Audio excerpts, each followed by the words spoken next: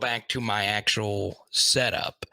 But right at the end, you commented, "Oh my God, where are you?" So I decided to keep this setup just for you. You're lying. No, I'm serious. So I am still in my same room. I'm kind of crammed in a corner here. It did look like I got kicked out or in a motel. Yeah, I thought that your wife, of 6 months, your beautiful wife had already got enough of your ass and said, "You're out of here, mister." I'm surprised it hadn't happened yet, but we went on a glorious date in northern Louisiana. Shout out Ruston, underrated town. I saw that. Y'all But went steak dinner, right? yeah, but here's the thing. So I'm a DJ, and I was just setting everything up. Got a bunch of things coming up, so that was basically it. But enough about that. If you do want me to do your gig or whatever, let me know. But I'm here to chat some LSU football. Huh? Well, you're the one that brought it up. You're like, "Oh my God, is the marriage falling apart?" And then we need more. BetOnline had over under. Like they had you divorced at -400, dude. Like it was not looking good for you. And I thought I was coming on an LSU show tonight, but no, I feel like I'm on Maury. I feel like I feel like you are not the husband. You are not the father. All right, let's talk a little LSU. Carter, I don't really care about the fight. Do you? I mean, do we need to really talk about it? Is it that big of a deal? No, it's not. Well, and it's not really that big of a deal, especially if they're veteran players, guys that know that can play. If it was a bunch of true freshmen maybe getting in a fight, you would be somewhat concerned, but even then, not really. I mean, it's perfectly fine. You played the game. This is normal in practices. People get in skirmishes. Also, this is very important as well. This is part of why coaches don't have open access to the media. I heard you talking about this a minute ago. This is a good thing that fans are able to hear these kinds of things, because there have been other instances in practices during the Miles tenure where you didn't hear anything about it because there wasn't anyone there to see it. So, Blake, it's actually a good thing, number one, as Savion Jones told the media, that, look, it's hot. People have a lot of energy. There's a lot of pent-up emotion. They're so close and ready to actually play a game. And skirmishes happen. They just do in the game of football. So nothing really to be concerned about. I'm a straight shooter here. And hopefully LSU builds on this. And hopefully there's less of this as well, because Brian Kelly wasn't too pleased that it did happen. But it is one of those things that does happen. I think Brian Kelly secretly likes it. I could see it too. I think he secretly likes it.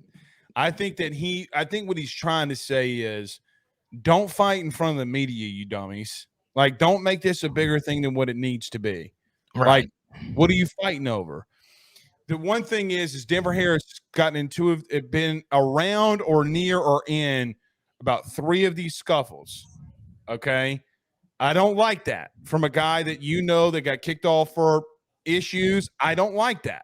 Like, you got to prove some things first before you do that. But no, I agree. And to that point, this was a guy who was a 5-star. He was amazing in high school, right? And he's just had a lot of adversity in this first portion of his career. So if he builds on that on the field in particular, and I hope nothing but the best for him moving forward, especially now J.K. Johnson is a little banged up here. LSU is going to need Denver Harris in a major way to be who he can be, and I still think he could be a pretty solid player. Well, let's stick on that position group. Carter, the last 4 days or 4 practices, the quarterbacks and receivers and tight ends have put it on this defense, like really put it on them. What do you make of that? Like, what do you make of this secondary getting their rear end torn up? You should be concerned, okay? And this I'm just being completely honest here, because if this had just been the case for these first couple of practices, no big deal, right? Sometimes one unit is ahead of the other. But Blake, this is something that has been happening since the spring. Once again, you guys saw the spring game, right? They had a rough outing. And Brian Kelly has mentioned in an interview with Josh Pate that the secondary is something that concerns him. So I just got to be straight up. This will probably not be the best position group on this team, but let's spin this in a more positive light. LSU's front seven, a little bit of a different story. That should be a pretty good unit. Any defense with Harold Perkins in it, Harold Perkins covers up a lot of holes, right? He is really good at making everyone else look good. Just his presence on the field. And the second thing, and this is just something that more so on the NFL level, Blake, analytics has figured out that a lot of the best defensive performances have more to do with who you play on offense than what you have on defense. In other words, your opponent really matters when it comes to how good your defense is going to be. Unless you're named Georgia, because it doesn't matter. Right. Now, if you're all-time great, if your defense is so good, it may not matter. But even then, C.J. Stroud, the better quarterbacks got Georgia last year. So this year, when I look at the schedule, Blake, I think we will see more clunky just offenses throughout the SEC.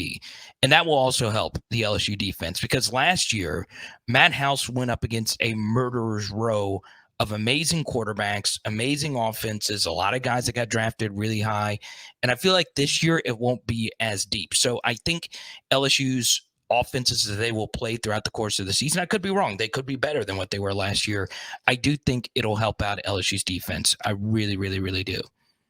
Well, Jordan Travis isn't a slouch. No, he's not. And that's the scary thing is the first game out of the gate, you have probably the best quarterback you're going to play on the schedule. It's either him or KJ or maybe a few others. And Blake, I know how high you are on Keon Coleman. Obviously, Wilson, the 6'7" receiver, is a really good player. And they also brought in the best tight end transfer portal class. So this will be the best set of skill guys from top to bottom LSU will play in game one. So that's the little concerning thing, that the secondary right off the jump will be playing a passing attack that is as good as LSU's. I don't know, Carter, if I'm going to go to I should be worried yet. Okay.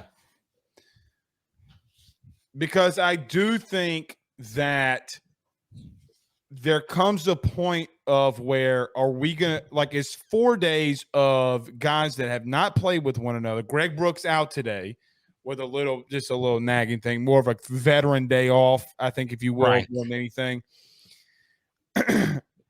I do wonder if this team can find a way, because I will tell you, with Greg Brooks not being out there, I know that he might not make all the plays, but he is the voice and leader in that back seven.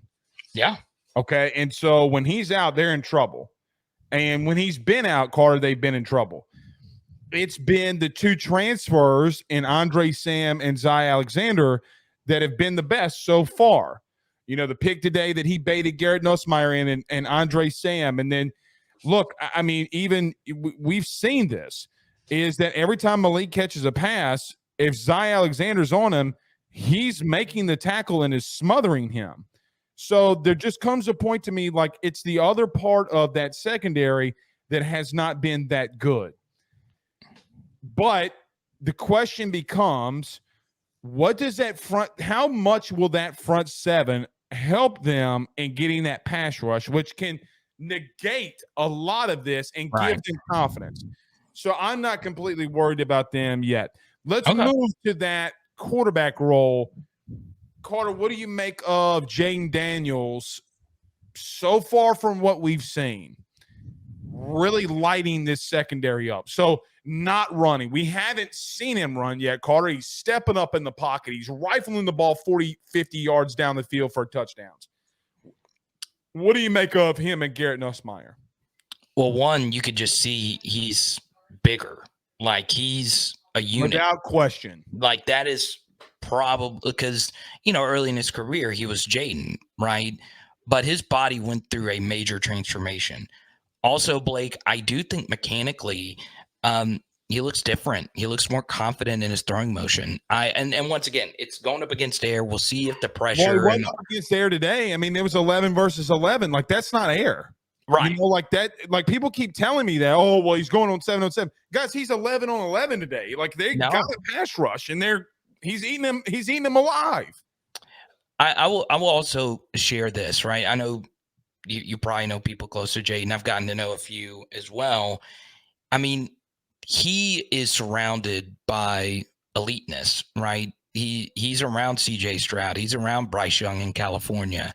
He has put in a lot of work, and his schedule has been really tight. Okay.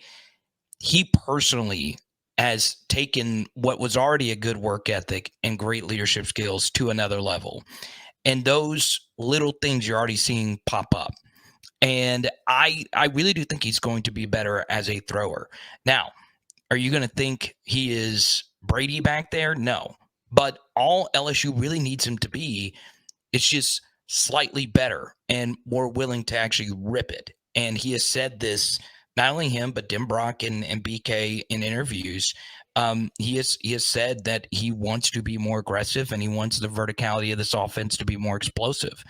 And something else I've noticed, once again, just hearing people, I know you went to the first practice, Blake, and you watched it all very intently, but it does seem Jaden is hitting receivers in stride 100%. a little bit more. Okay. Now, this is where it's going to be interesting. I felt Jaden was most comfortable throwing the football to Malik Neighbors on a comeback route. It's a very safe route. Malik is a massive target. We did a little video on this a little bit earlier today, and that was such a big piece of what LSU did, right? Malik is just a go get it. We could throw the football to him on the outside, and we know he's going to make something happen. I feel like Jaden doesn't want this offense to just be that. And I feel like he is going to be more comfortable, as we saw consistently. I think each and every one of your gazillion viewers saw this last year, Blake.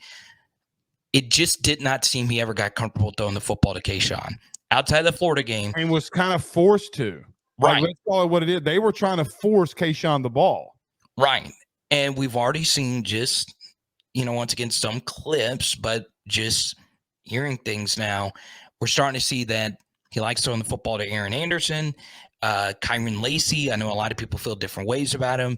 It just seems like Jaden is more comfortable throwing to almost everyone else instead of just Malik Neighbors. Well, and I think that's a really good thing. Well, I mean, Carter, I know it's clips for everybody else to see, but we're there. Well, you're there. I'm not. But, well, right. But I mean, I'm just saying in general, like, the media is there. Yeah. And I think that like, I'll practice one as an example. They're running man-to-man coverage, and he's hitting Kyron Lacey on the out route, and Kyron falls, but he makes the catch for 12 yards, and it's another first down.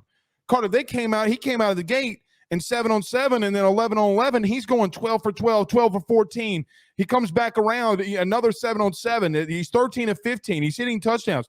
And it's not just him. Like, let me just make this well known. It's not just him. Garrett Nussmeier hitting Jalen Brown deep, something that LSU showed. Okay, right. Him hitting Mason Taylor across the middle where Mason is diving for it. He catches it, and we're going to the house on this one.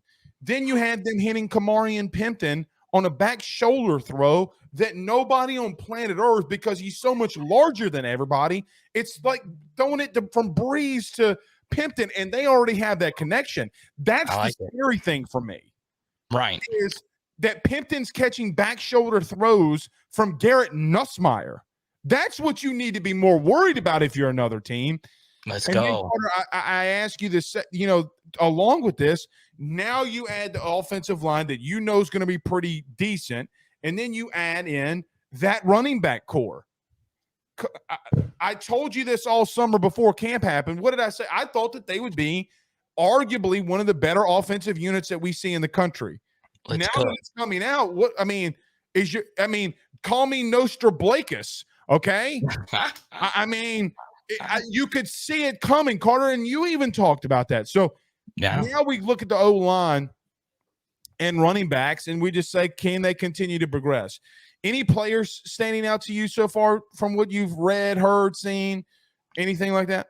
Yeah, I do think a player that you mentioned earlier, I do think Mason Lunsford finds a way into some kind of rotation, right? Now, normally your offensive linemen stay the same throughout the course of the game, but, some of the better LSU teams did rotate their guards some.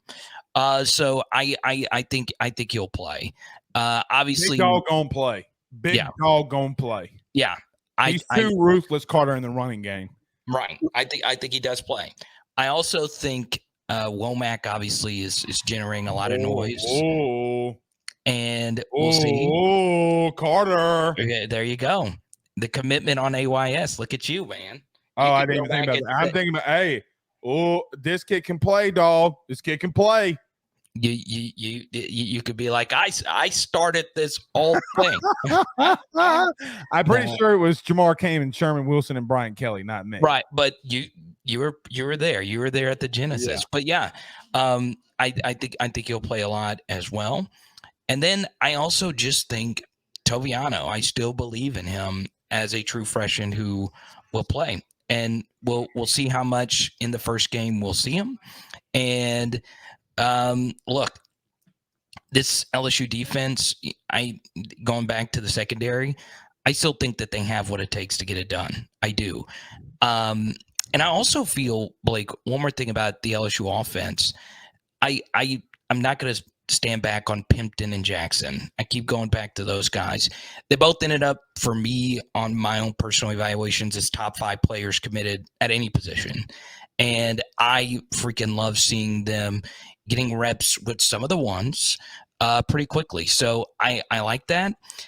One more thing I like, Blake, specifically, is Brian Kelly's philosophy hasn't really changed per se, but you do see him rotating true freshmen in with the ones more frequently. Yeah, he's trying to get his guys in there. Right.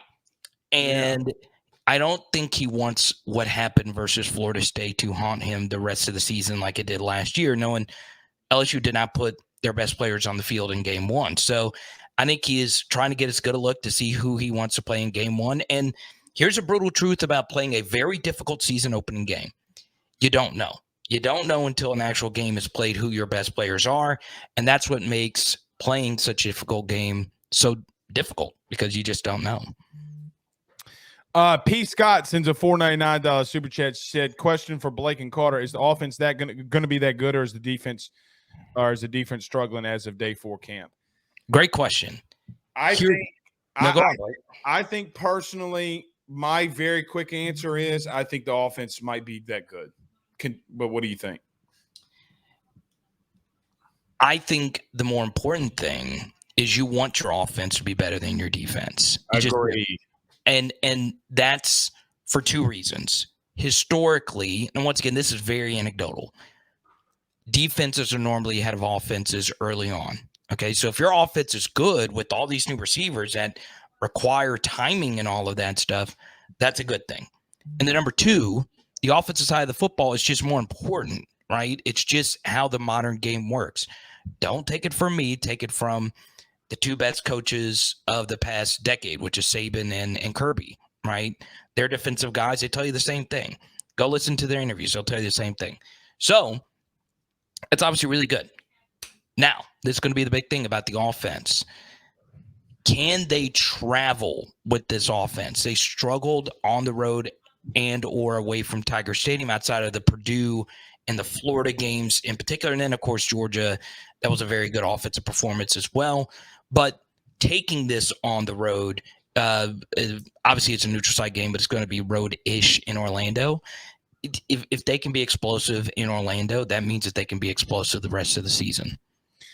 Yeah, and you do have some away games, obviously Alabama being the biggest there. I have some people saying, Blake, I hadn't heard anything about Sage Ryan, and then Brandon says Sage Ryan has to have a big year. I haven't really I mean, he hasn't done anything to stand out. I'm just being real. Yeah. And look, not so far, at least right. So far yet. Right. He's going to play. Very quickly to rudely interrupt you, but he hasn't done anything for me to notice him badly either. Right. You know, which is another another point was like, hey man, he's not doing anything good, but he's not doing anything bad either. Right. Like most defensive backs aren't really dudes. They're either bad or just kind of in the middle. There are very few DBs that are just excellent. We're just kind of spoiled because LSU's had so many excellent defensive backs. Sage Ryan is a fine player. I don't think anyone at this point would label him special like some of the other 5-star DBs in the past, but that doesn't mean he can't turn it on. This is a guy who has been very hurt. I do think, he did play the true safety role in the spring game, and it was very up and down for him. And I think starting the season off on the bench will do him some good. And at some point, LSU will need to rely on him. Anything else standing out to you so far through day 4? Players, I thought Savion Jones saying he was 288 pounds was. Yeah, good. That's good for him in that role. This is a big thing. Okay. Now, I'm so glad that you and I are just talking about football here. All right. We're talking about the actual team. The actual roster, and the guys are out there, and there's a skirmish here, skirmish there. Obviously, this is just our analysis. No need to panic. We're both behind LSU, but I do want to share this one simple thing regarding recruiting. Okay, let's not have a meltdown no matter what happens this week. I'm asking each and every one of you, because obviously the 10th is probably going to be the most hyped recruiting day of this cycle until we actually get to December. Would you agree with that, Blake? Oh, no doubt.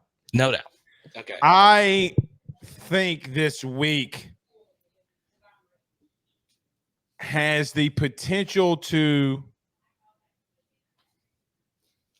be interesting. Oh, yeah. I mean, it's interesting right now. Yeah, I understand.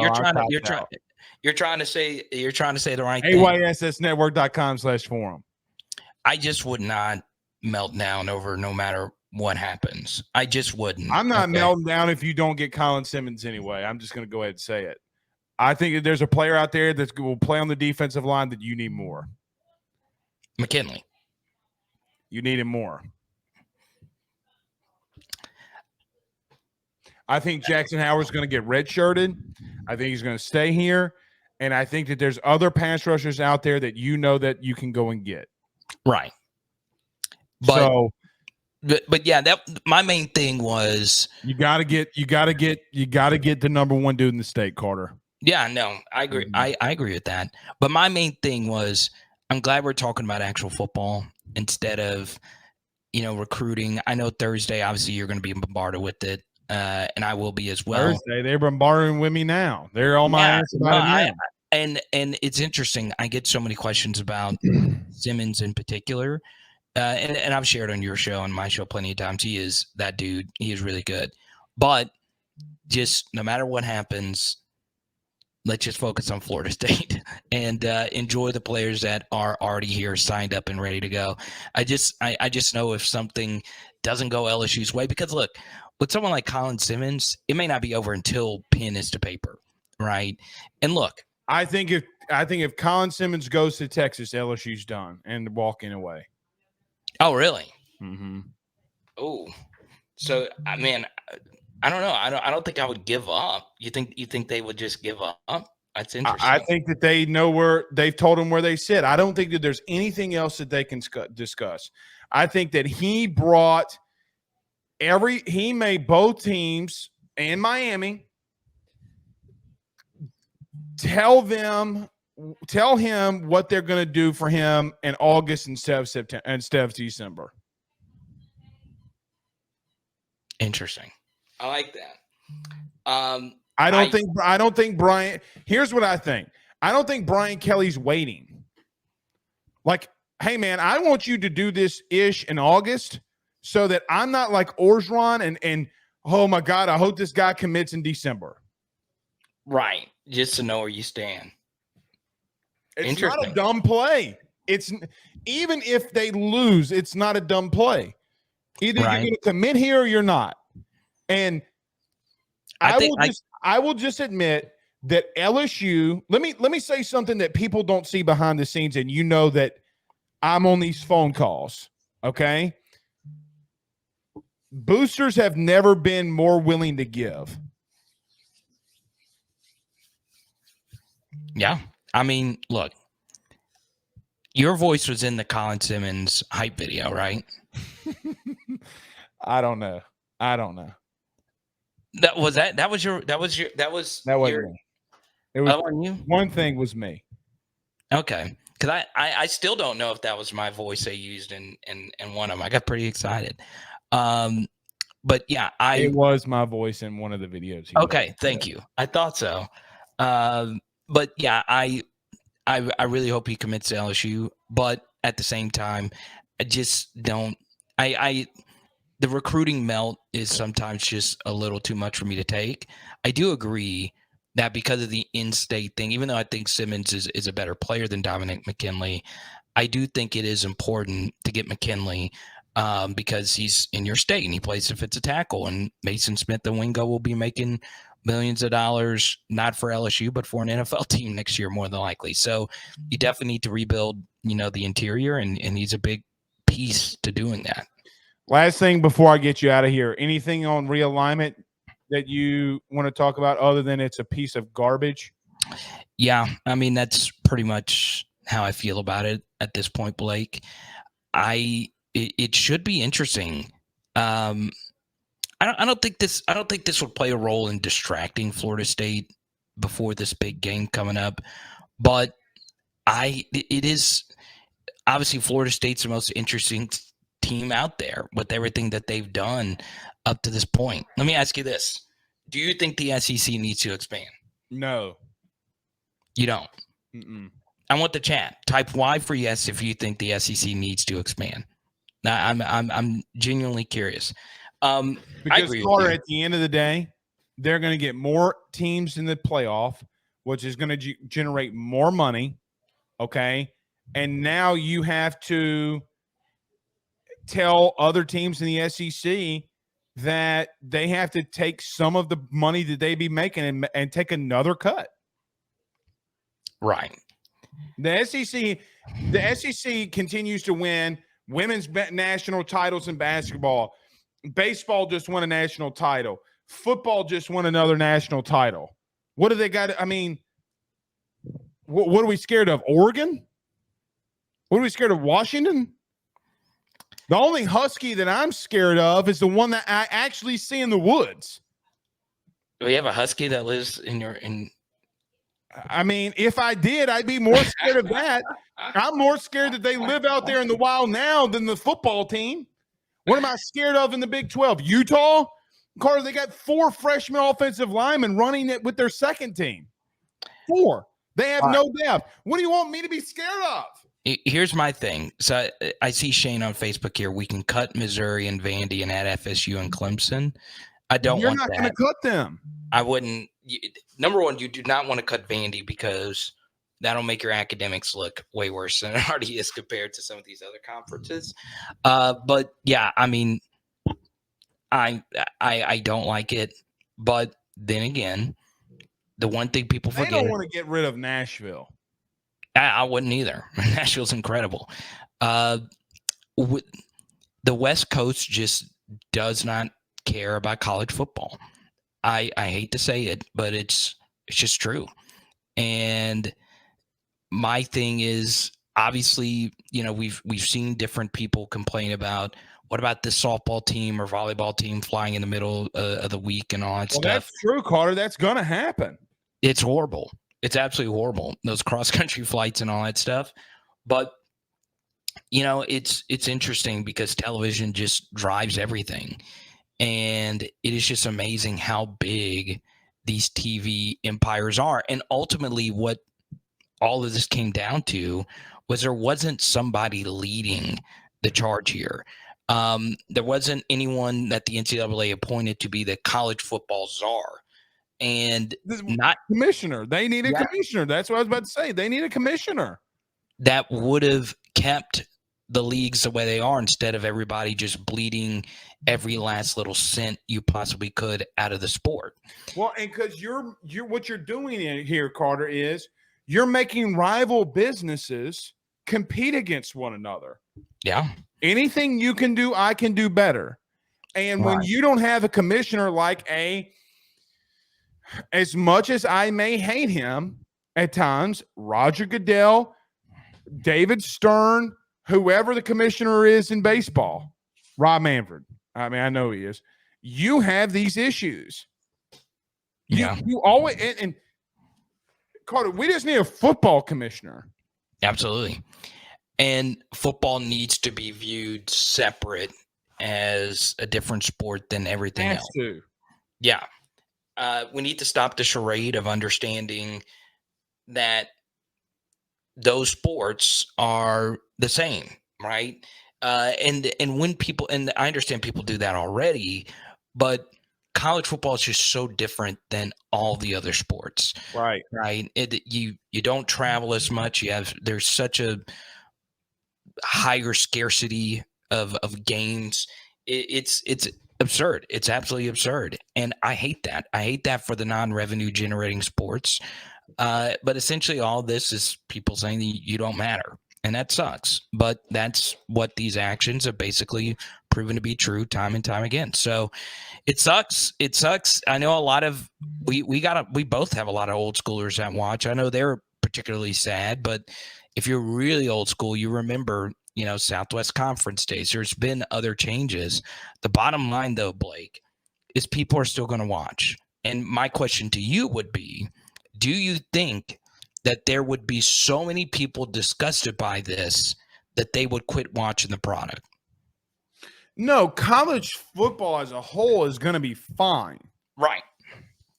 It's the other bullshit that you try to line up and tell me, Carter, here's the truth. They're going to have 4 power conferences.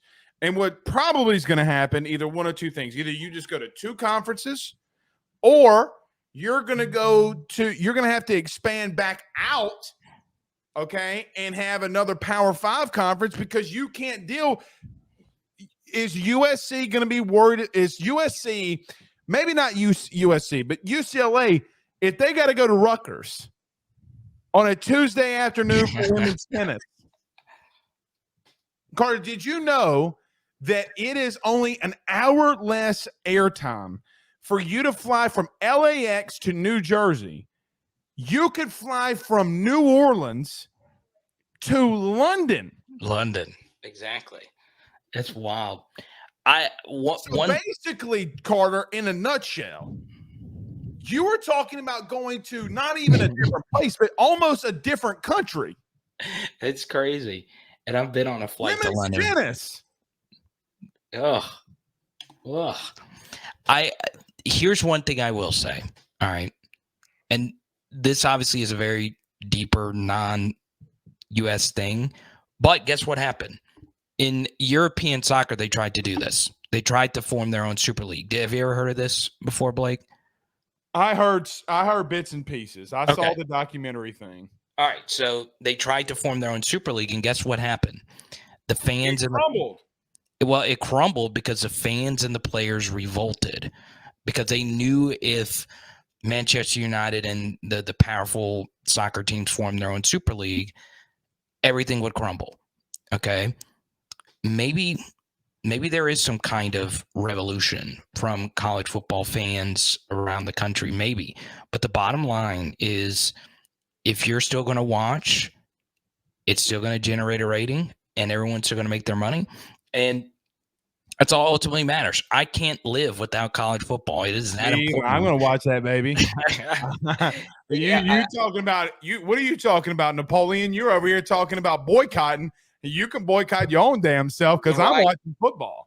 I will watch LSU play Istanbul State University in Turkey, and I will fly with the team to go watch that game. That's how much I love college football. It's just hard. Peace God says, I don't think the realignment. I don't like the realignment because it messes up the other sports. It hurts the fans, especially. I called it her super chat. And thank you so much, Peace God, for the super chat. That's it. That's my buddy Paris. I love her. Yeah, she's right on the money. I mean, it sucks. Well, and think about this too, to add to our point. Let's just say that LSU was.